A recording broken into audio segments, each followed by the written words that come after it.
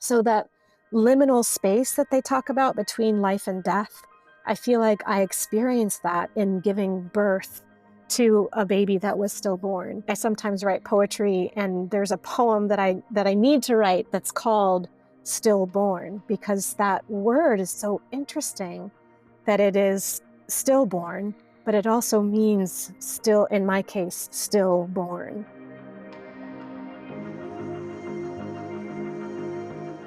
Welcome to today's episode of the Forever Changed podcast with me, your host, Lisa Strutt. I'm joined in the studio with my co-host.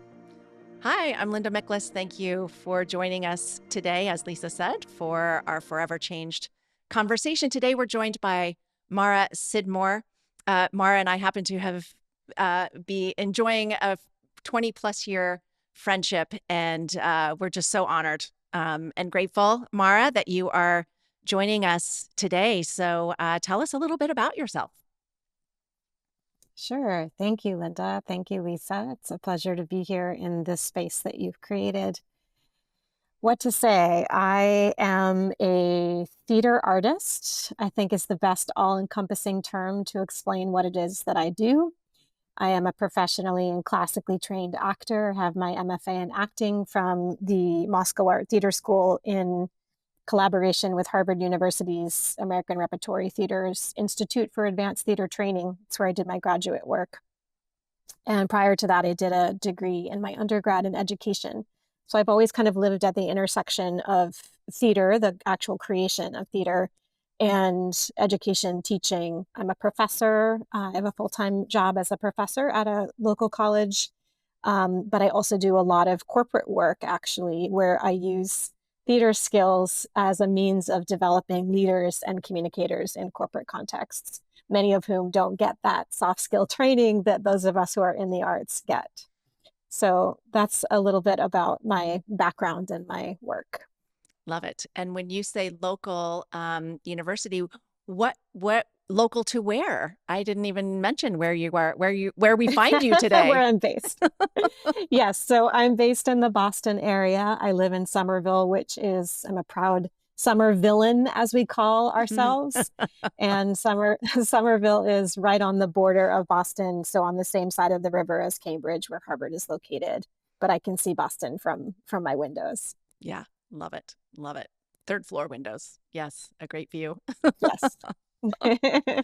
So Mara, I had shared with you that Lisa and I met just a little under 2 years ago, and we just kind of bonded over this concept that emerged in our initial conversation, where we kind of connected right away over the concept of forever changed. And for us in that moment, we were kind of bonding over forever changed moments that revolved around loss. And we kind of got to thinking, gosh, certainly loss is often a forever changed moment or brings a forever changed moment, but there are many, right? We often experience many in our lives, and so we thought, gosh, maybe we're not the only ones who will be interested in this concept. And over many discussions over a couple of years, we decided, hey, let's dive into this podcast idea. And so again, thank you for being part of our pilot series. Before we invite you to dive into the story that you've decided to share today, what does the concept of forever changed mean for you? Like, how did that resonate with you when we talked about it? It resonates a lot for me. I think that while I believe wholeheartedly that we're constantly engulfed in change of all kinds, whether that's the changing of the seasons, which I'm very aware of right now, being fall in New England, and having just turned back the clocks and it being darker earlier, or whether that's a more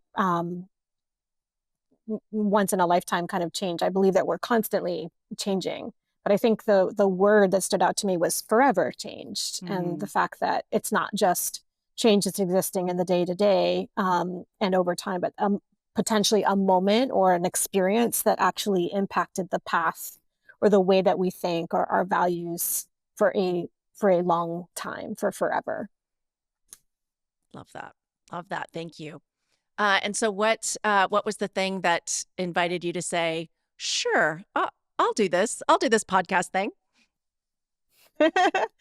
Well, there's two reasons, Linda. The first reason is that I value our friendship.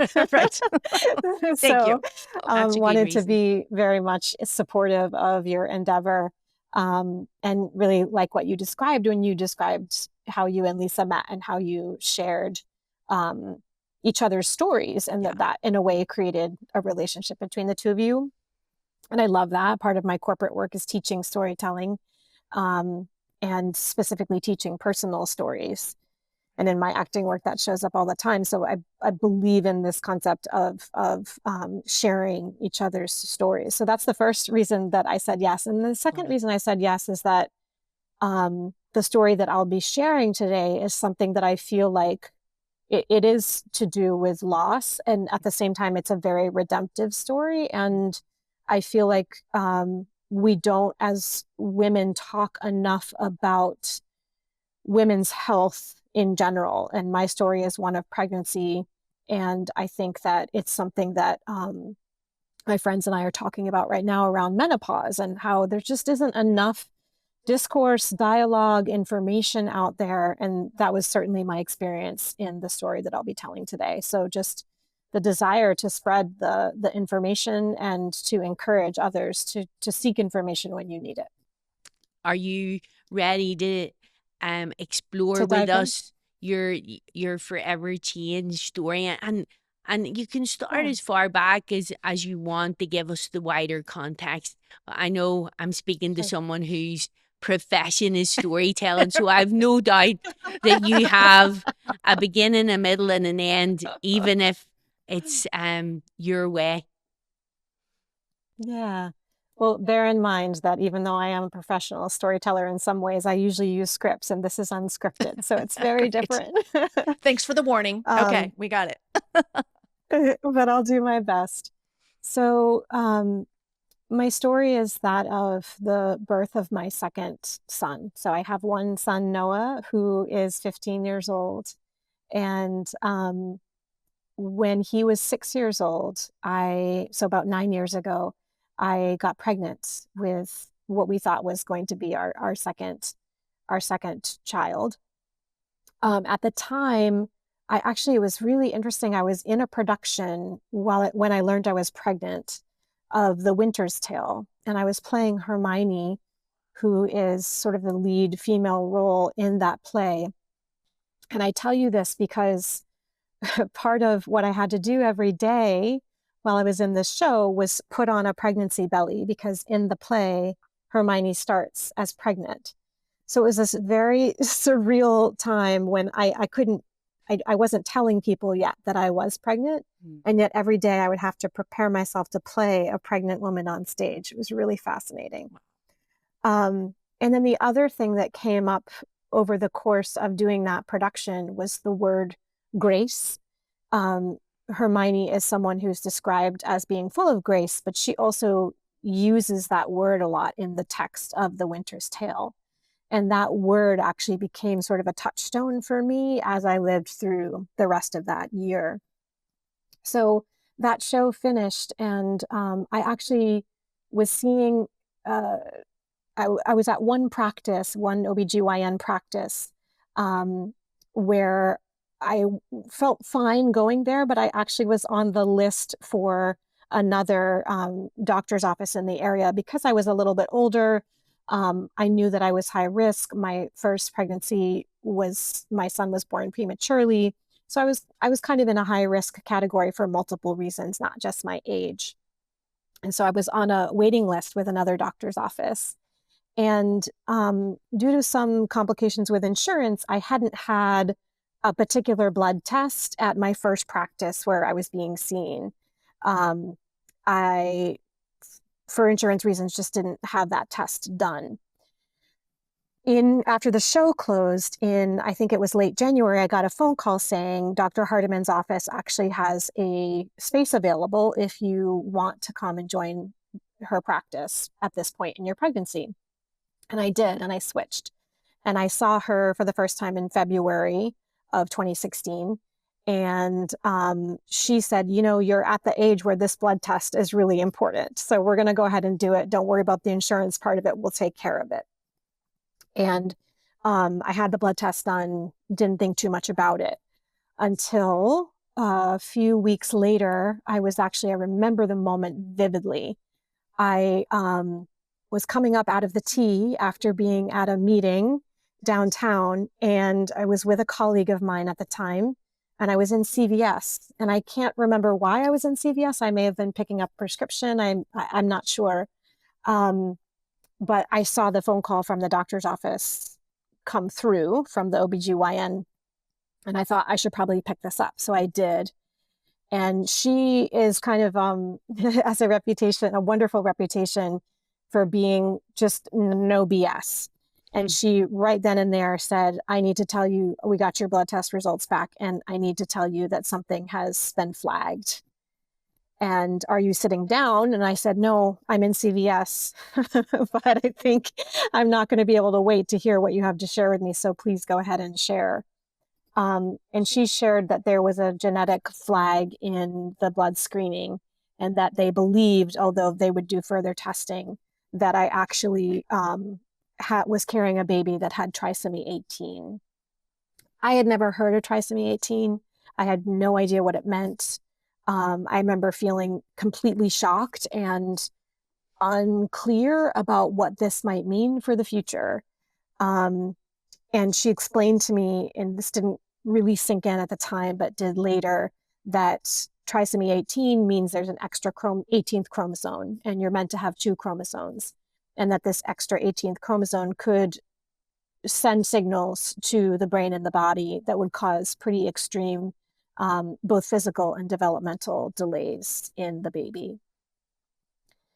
So that was the moment where things kind of just screeched to a halt for me. And what I thought was, a pregnancy that was a little bit older and high risk became something that was like, oh, this is going to be, I don't want to use the word adventure, but I kind of do want to use the adventure. It turned into an adventure for the next, let's see, that was February through May of that year.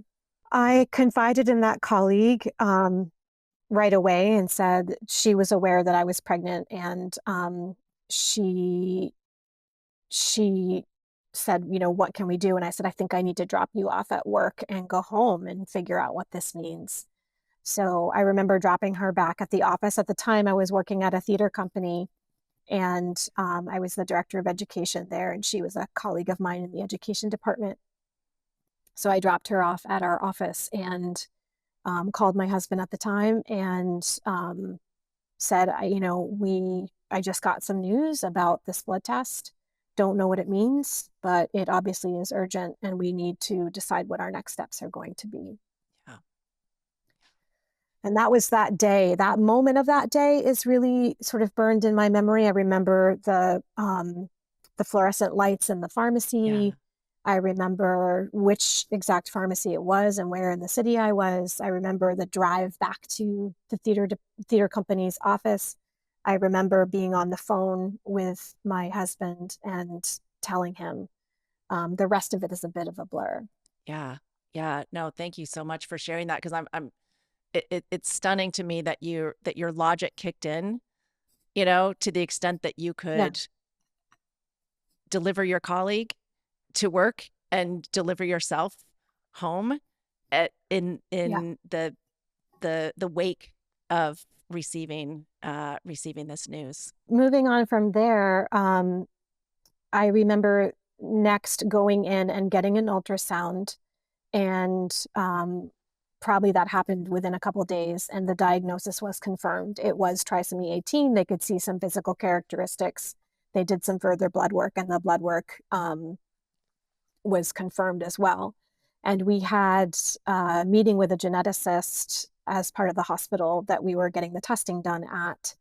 And I think the assumption, most people who have a trisomy 18 baby, from my understanding, from the research that I did and from what I was told, typically decide to terminate the pregnancy. And I think that the assumption of the medical professionals there, some of this is just geographic because I live in the Boston area, which is a pretty progressive city.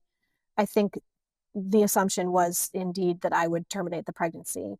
And I didn't feel ready to make that decision. I felt sort of that pressure, and I said, whoa, whoa, whoa, we are just hearing about this for the first time.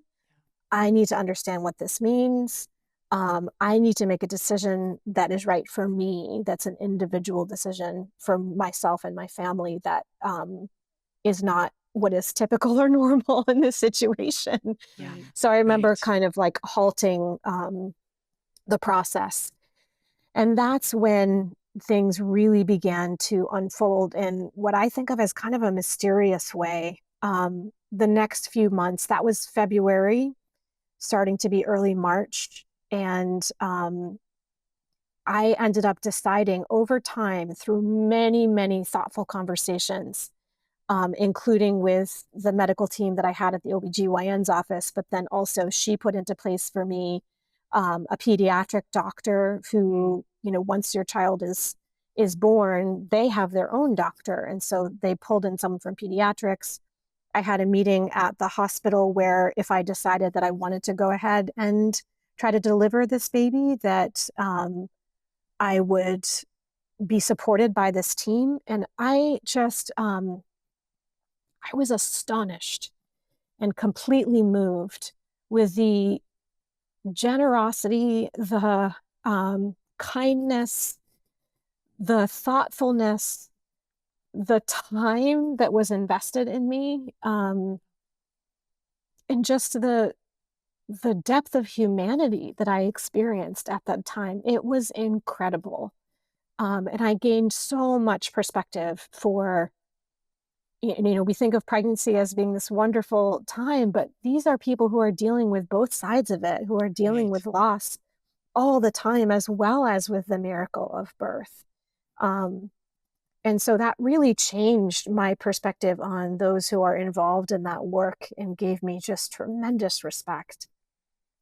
And then meanwhile, as we were trying to make a decision about how to proceed, it was as if I described them as sort of these mini angels who came into my life. In my corporate work, I was doing a job in Canada, and it was at a healthcare company. But in my small group of participants that I was working with, I found out that one of them was a geneticist. And I thought, okay, this is a bit of a risk to ask this woman if she would be willing to talk with me about the situation that I find myself in. But she asked for some extra kind of feedback and coaching after our session, and I spent some time with her. And it just felt kind of right to then transition and say, I've given you sort of my professional perspective on what some of the things that you're grappling with. Do you mind if I share a personal situation with you and get your professional perspective? And she said, of course. And she ended up being this incredible figure over the course of the story. Wow. She kept in touch with me over the next few months and would call me and check in on me. And I actually, there's a quote from her that I'd like to read in just a bit. Great. Because it's part of the forever changed experience that I had, was what she shared with me from her perspective. And again, there was that just incredible generosity of spirit. And I just was astonished at humanity's capacity to hold one another in moments like this. And it gave me this feeling of hope. And that's when I kept returning to that word that was so important to me from the winter still, that word of grace. I felt a lot of grace for myself. I felt grace from all of these people that I was interacting with. I felt grace from the baby that was growing inside me, and I could feel him. He was very active, a little active guy kicking around in there, still growing, even though he was smaller than he should have been, and still developing as a person inside my body. So that word became, as I mentioned before, my touchstone.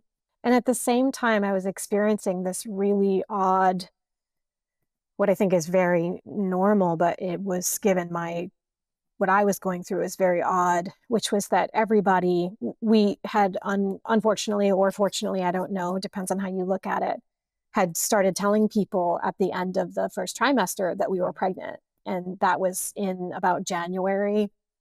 So it was before we received the diagnosis. And so many people were congratulating us, and I was showing enough that people would ask me how it was going. And we only told a very close circle of friends and family what was going on, because it was just difficult to have to relive it and answer everyone's questions. And we were actually advised by our medical team to take the space that we needed to. So we looped folks in that we needed to, and others we just decided it's not time. But it did mean walking through the world as if everything was normal and that I was, visibly pregnant. And so I had to give a lot of grace to others too, and know that it's our natural tendency to want to, or we're socially conditioned to want to greet pregnancy with joy because it's life. And that's another message that I wanted to be clear about on this podcast, is that it's better to not assume, and better to understand that woman might be going through an incredible whole range of feelings and emotions, not to say anything about what might actually be happening physically. Yeah, thanks for that, Mara. One of the things I wanted to ask you about is how you dealt with the fluctuating and challenging and conflicting emotions that came up at that time. Yeah. Yeah. Like day to day, you're still going about your work, you're interacting with people. How did Yeah. you get up each day and deal with all those inner feelings and emotions?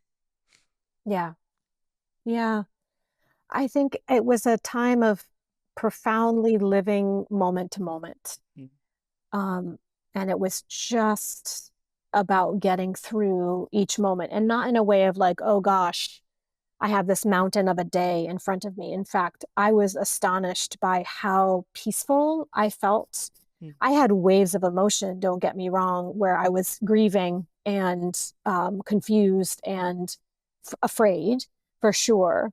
But the most constant emotion was one of peace and feeling like everything is going to have to wait. And I think it speaks to how we can handle crisis, as human beings too, when things kind of fall apart in this way. And yet there was a clarity of thought and an ability to know what was most important because I was living in crisis for a while. So for the sake of time, I'll just fast forward a bit to the rest of the story, which is that we were kind of up against the clock in terms of making a decision to terminate the pregnancy. And we scheduled a procedure to have it on the calendar, but it came time for us to decide whether we were going to proceed with termination. And I wasn't at peace around that decision. And to be clear, I am a feminist and I am pro-choice. And that wasn't the right choice for me at that particular moment in my life. So not knowing what was going to happen, the prognosis for trisomy 18 children is typically, and again, this is generally speaking, there are obviously cases where this does not happen, but typically a baby will die in utero and or will not live very long outside of the womb. That is the general prognosis. So knowing that, it was terrifying to think about, am I going to bring a baby into this world who's then going to suffer if they live outside of my womb, even for a short period of time? Am I causing incredible pain to that child? And that was the thing that really I struggled with the most, was knowing that my choice to continue with the pregnancy could potentially cause suffering, which no mother would ever want for their child. And yet at the same time, I didn't feel, and I don't know why, but I wasn't ready to end the pregnancy. I could still very much feel the baby moving inside me. And I I think that given what I was experiencing with Grace, felt like that theme of space needed to be honored. And so I remember praying about it for hours and hours and thinking like, there's no right answer here, and yet I need to know what to do. And I made the decision to wait and to carry the baby as long as I could carry the baby. Um, and my pregnancy went on, and it was a surreal time where I um, continued, as I described before, going about my life and work, but also knowing that at some point something was going to happen. I went in for a regular checkup at the beginning of May and had done at that point a lot of research around what do you do if you have a trisomy 18 baby who actually lives. And I had also learned through another ultrasound that the baby's heart wasn't forming correctly, and that's often a symptom of trisomy 18, is that the heart doesn't properly form, and where the four walls of the heart should be, my baby did not have any walls at all, so the chambers were not forming, which basically meant that there was very little chance of survival outside of the womb at all. And sure enough, when I went in for this regular checkup in May, they did not hear a heartbeat. And I had felt a little strange for the previous 24 hours. So it wasn't completely surprising to me, but it definitely was a difficult moment to learn that the baby had died in utero. And then we had a series of difficult decisions to make then. How soon to induce, once a baby has died in utero, the goal is that you need to, for the health of the mother, of the host, that you need to birth the baby as soon as possible. So we had to make some decisions around how we were going to do that, who needed to be there. We needed to decide what to do with my son, and he knew at this point in time. In fact, he had sensed that there was something wrong months and months before, and had been acting a little bit off, and finally had articulated to us that he just felt incredibly sad because he felt like something was wrong with mommy and daddy and maybe the baby. So he knew in his little 6-year-old mind that something was not going well. And so we decided, with guidance from pediatricians, to share with him very transparently at a developmentally appropriate, in a developmentally appropriate way, that his brother probably would not be able to live outside of the womb, but that didn't mean that he didn't have a brother, and that he would be given a chance to meet his brother if he so chose later, et cetera, et cetera. So I ended up delivering. We named our son Judah Ray. So Judah Ray was born on May 13th, 2016. I did it without, it was an interesting delivery because the anesthesiologist was about to give me anesthesia, and it was too late. So I ended up delivering naturally. And I'm grateful for that experience, actually. And he was stillborn, but I was blown away by how beautiful he was. I mean, 10 fingers, 10 toes. He had the most adorable little butt cheeks. I remember very clearly. A full head of hair already. And there were definitely some things that were not typical. He had a cleft foot and a cleft palate, and a cleft lip. And there were some other things, but they didn't matter. They paled in comparison to this miracle of this fully formed baby that I was able to hold, even though he had already passed from one life to the next. We gave my son the option to meet Judah, and he wanted to. And so that's another moment that I will never forget, is when he came into the hospital, and he was so curious. And he had all of these questions. But he also clearly had a lot of love for this little one who is still his brother, even though he never met his actual person. So that liminal space that they talk about between life and death, I feel like I experienced that in giving birth to a baby that was stillborn. And in fact, I sometimes write poetry, and there's a poem that I need to write that's called Stillborn, because that word is so interesting, that it is stillborn, but it also means still, in my case, stillborn. That baby, that Judah, was stillborn. And I think I just want to close with the quote that I mentioned before, if that's okay. Please. Yes. The geneticist that I met, who was a client, as I mentioned, she stayed in touch with me. And I remember one day I was driving around looking for parking in Harvard Square, which is a terrible place to try to find parking. Impossible. And I just couldn't wrap my head around why. Like, why is this happening to me? Like, what are the chances of this chromosome? Because it was very clear from the medical professionals it was nothing we had done, that it is a random act that this extra chromosome gets added into the mix. And so I asked the geneticist, we were on the phone, and I said, why would the chromosomes not align correctly? Like, why is that? And her answer just blew my mind. She said, Mara, you're asking the wrong question. You need to turn it around and ask it from the other perspective. How do they ever align correctly to begin with? Why, when it's so incredibly complex to form, is DNA able to do what it does? How is the regular miracle of life possible at all? And that reframing of my why, of like, why does this have to happen to me? And why did that extra chromosome get added? Her perspective was, no, it's the opposite. That's the miracle.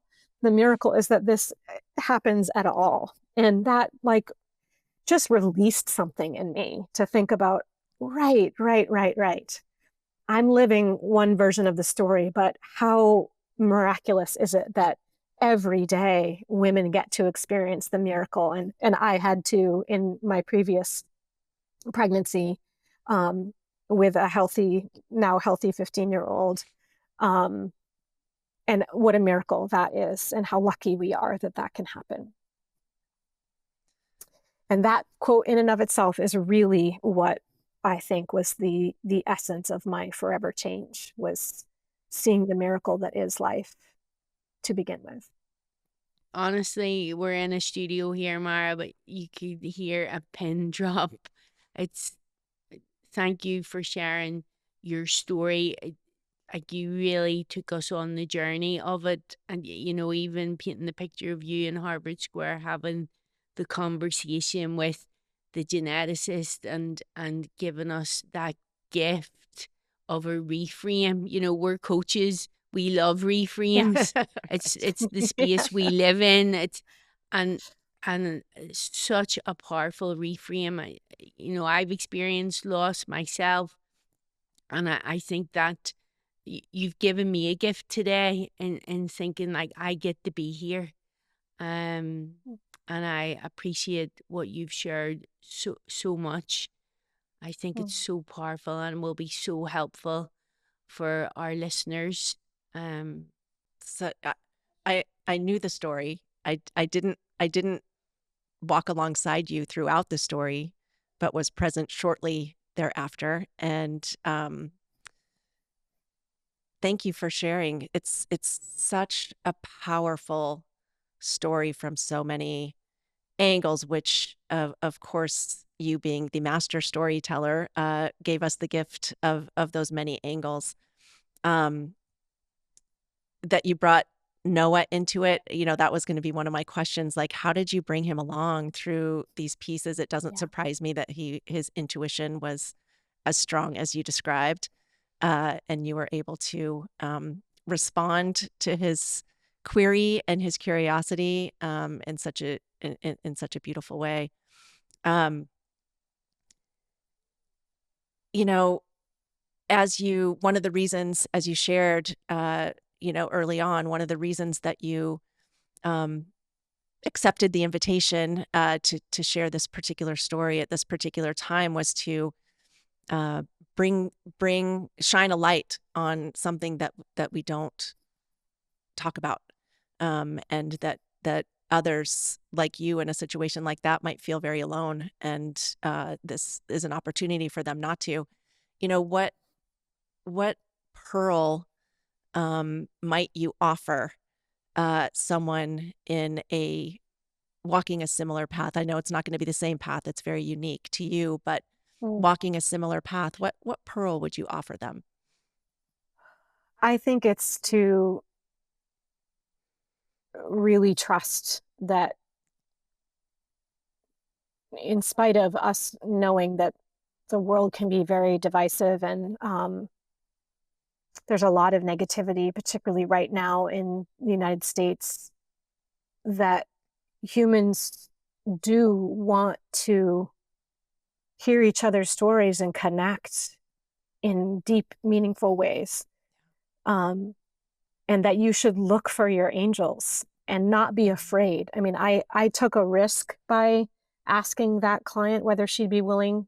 I mean, I gave her an out too. I said, Sure. are you comfortable? There were other people in my life that I asked if they would consider walking alongside me, and they did graciously and generously. So I think it's that there is no shame. Mm. There is no shame. I don't believe that shame is productive at all. And that instead, these stories that make us who we are, they make us the complex, wonderful, beautiful, complicated humans that we are, need to be shared, and to trust that people want them. And people also might surprise you with the insights that they have. So I think that would be my pearl, Linda, is to not be afraid to extend that hand, even when you're the one who needs support, to ask for it and to look for it in places where it might be unexpected. Yeah. Thank you so much. I just love that. I think for this story to close with the vision, the palpable vision of hope and grace and love that, you mentioned to me when we talked about this just briefly a couple of weeks ago, that it is a story that actually brought you, as you mentioned, brought you peace, and was actually one of the most beautiful parts of your story, right? And Yeah. for this experience to bring you so much beauty is inspiring, and lovely. And thank you so much for sharing it. Thank you so much for joining us for today's episode of Forever Changed podcast.